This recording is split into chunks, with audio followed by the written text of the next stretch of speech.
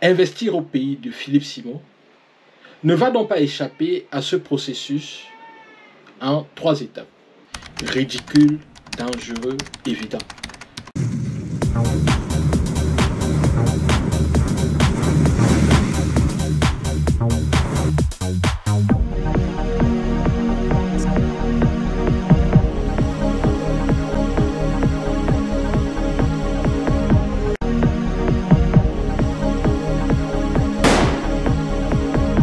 Salut à tous et bienvenue sur la chaîne de ENG Consulting. Aujourd'hui, nous allons parler d'un sujet qui n'est pas commun dans cette chaîne, mais il est important de pouvoir le faire parce que dans tous les cas, nous allons dans le même sens et il est important que plusieurs initiatives pareilles voient le jour dans notre communauté en Afrique afin que les gens s'éveillent et afin que, n'est-ce pas, nous puissions reprendre ce pouvoir qui nous a été arraché depuis très longtemps.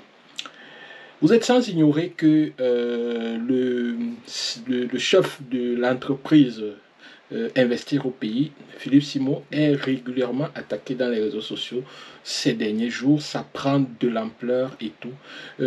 En principe, je ne fais pas ce genre de vidéo. Généralement, les grands esprits parlent des idées. Les petits esprits parlent des personnes. Mais ici, justement, dans cette vidéo, nous allons parler des idées.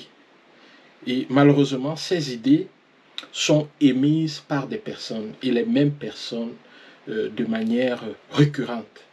Donc du coup, certains auront l'impression qu'on parle des personnes et je m'en excuse, mais en réalité, ici, je parle des idées. Ridicule, dangereux, évident. Schopenhauer, qui est un philosophe très connu, a une citation qu'on lui attribue. Il y a un débat sur le fait qu'il l'ait dit ou il ne l'ait pas dit, mais ce n'est pas ça qui est important. Ce qui est important, c'est que ce philosophe a dit ceci. Toute vérité passe par 3 étapes. D'abord, elle est ridiculisée, donc elle est ridicule. Ensuite, elle est violemment combattue. Et enfin, elle est acceptée comme une évidence. Investir au pays de Philippe Simon ne va donc pas échapper à ce processus en 3 étapes. Ridicule, dangereux, évident. Je voulais dire RDE. Investir au pays passera forcément par RDE. Aujourd'hui, certainement, c'est l'étape de D. Parce que le projet a été certainement taxé déjà de ridicule, par plusieurs, mais vu l'insistance, aujourd'hui le projet est devenu dangereux pour certains. Ce qui fait que, je ne vais pas nommer des noms ici, il y a des gens sur YouTube, sur Facebook et tout, ils se réveillent Philippe Simon, ils dorment Philippe Simon, ils rêvent investir au pays.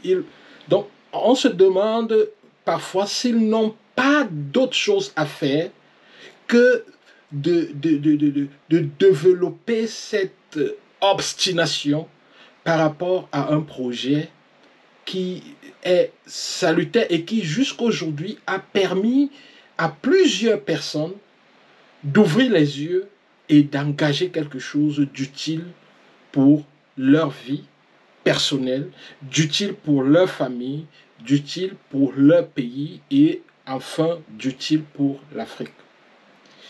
Oui, on va me dire que non, le projet n'est pas ceci, il y a des imperfections. Mais montrez-moi une seule chose dans le monde qui n'a pas des imperfections. Toute chose s'améliore avec le temps. Ridicule, dangereux, évident. Donc pour moi, c'est dans ce sens que, c'est dans ce vase que je mets toutes ces ondes négatives qui sont dégagées par certaines personnes sur la toile pour combattre le projet investi au pays. Ridicule, dangereux, évident. Philippe Simon, avec Investi au pays, n'échappera pas à cette règle-là, à cette loi. Vous savez, par le passé, il y a eu le vote des femmes. C'est passé par ces étapes. Ridicule, dangereux, évident. Lorsque les gens disaient non, il faudrait que les femmes votent, on leur répondait, mais c'est ridicule. Comment est-ce qu'une femme peut voter? Une femme n'a pas le droit de voter. Une femme ne devrait même pas penser à voter. Mais avec le temps, lorsque on a insisté, il a fallu que les femmes se battent, ou les défenseurs des femmes se battent, parce que les autres trouvaient que c'était dangereux d'accorder le vote aux femmes. Et à la fin, aujourd'hui, pour nous, c'est évident, une femme doit voter. C'est quelque chose d'évident. Autre chose, l'esclavage. Lorsqu'on voulait abolir l'esclavage et qu'on imaginait que des Noirs, comme on les appelait, vont être propriétaires des maisons, vont gérer des richesses, vont gérer des pays, on trouvait ça ridicule. Mais lorsque ça devrait être effectif, ça commençait à être combattu parce que c'est devenu dangereux. Mais aujourd'hui, c'est évident. C'est évident. Des Noirs gèrent des richesses, des Noirs ont des domaines, et tout, c'est évident. C'est devenu évident. Autre chose encore très très célèbre, c'est le courant. Aujourd'hui, on utilise le courant et il y a deux types de courants. Le courant alternatif et le courant continu. À l'époque, vers le début des années 1890, il y a eu la guerre des courants.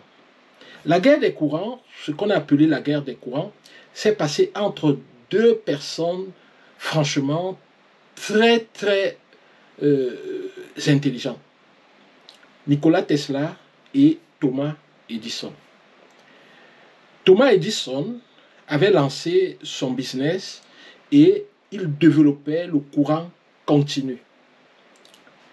Nikola Tesla, qui était un jeune ingénieur, qui a été découvert par un ami de Thomas Edison, il a justement conduit vers Thomas Edison et il a dit à Thomas Edison, je connais deux personnes sur la Terre. Il y a vous et il y a ce jeune homme que je suis en train de vous présenter.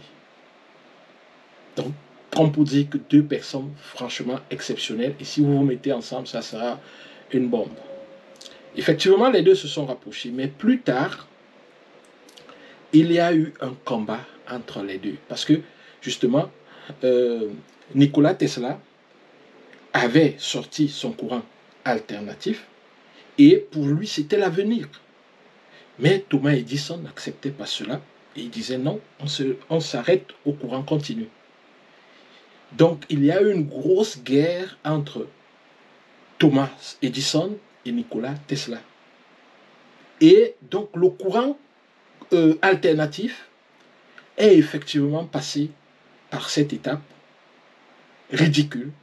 Parce que lorsque Nikola Tesla présentait son courant alternatif, c'était ridicule, mais on a un courant continu. Voilà comment ça se passe, c'est trop simple. Pourquoi tu... Non, mais c'est ridicule, il ne faut même pas penser à ça. Faut oublier, oublie ça. Il y a un outil vraiment fantastique de nos jours, c'est Internet. C'est-à-dire, une fois je suis entré dans l'un de ces salons de la haine, permettez-moi l'expression, et pendant que j'essayais de discuter, et de faire comprendre que, en fait, vous pouvez parler d'autres choses et être aussi intéressant. Vous avez des trucs que vous faites et vous pouvez être aussi intéressant, même sans vous attaquer à Philippe Simon. Il y a quelqu'un c'est-à-dire les gens qui suivent, qui a écrit « Emmanuel, tu n'es pas intelligent, il faut te taire. » Voilà des choses. C'est-à-dire que vous êtes en train de démontrer quelque chose aux gens. On n'a plus d'argument. Le seul argument qu'on a, c'est que tu n'es pas intelligent, il faut te taire. Internet, c'est justement ce lieu-là où quelqu'un qui n'a pas pu passer son CEP dira à un professeur agrégé qu'il est con, qu'il est bête, qu'il faut qu'il se taise. C'est aussi ça, et on est obligé d'accepter ça. C'est ça aussi la démocratisation du savoir. C'est ça la démocratisation du savoir. C'est-à-dire, vous avez parfois été à l'école avec quelqu'un, il n'arrivait même pas à écrire son nom, il ne pouvait même pas construire un discours cohérent, mais s'il vous retrouve sur Internet, il pourra mettre en commentaire que vous êtes un idiot. C'est comme ça. On doit accepter ça. Et puis, ce qui fait que, justement, ce n'est plus important de faire l'école. C'est ce qui apparaît. La première fois qu'on a appelé des gens intellectuels, ce mot a été utilisé. Les premières fois, c'est lors de l'affaire Dreyfus en France. Et les gens qu'on a appelés intellectuels, c'était les gens comme Émile Zola et d'autres écrivains, Anatole France ou quelque chose comme ça. Parce que justement, ils se sont mêlés des choses qu'on estimait que ça ne les concernait pas. Donc, du coup, c'était un peu comme pour se moquer d'eux. Donc, intellectuel, c'était comme une insulte. Mais du coup, ça montre que, en fait, un intellectuel peut avoir un discours cohérent et vrai. Donc, même si c'est une question de droit, même si c'est une question de chimie ou de physique ou de marketing ou de ceci, l'intellectuel, parce qu'il a une vision large, peut construire un discours cohérent sur la question. Dans tous les cas, certains vont m'insulter en bas de cette vidéo. C'est normal, c'est la démocratie de savoir. On peut insulter qui on veut. On peut taxer d'idiot et de connard qui on veut, comme on veut. Mais c'est ça aussi la liberté. C'est cette liberté-là que nous défendons. La liberté de parole, la liberté de conneries, la liberté. Donc c'est une liberté. Sur ce, je vous dis merci d'avoir suivi la vidéo. On se retrouve très prochainement parce que je vais faire plusieurs vidéos sur cette question. Parce qu'il ne faut pas penser que si on regarde, on ne dit rien, c'est parce qu'on consent. Non, il y a des gens qui pensent le contraire de ce que vous faites dans votre communauté, dans vos communautés de la haine et qui peuvent également s'exprimer. Ridicule, dangereux, évident. Au revoir.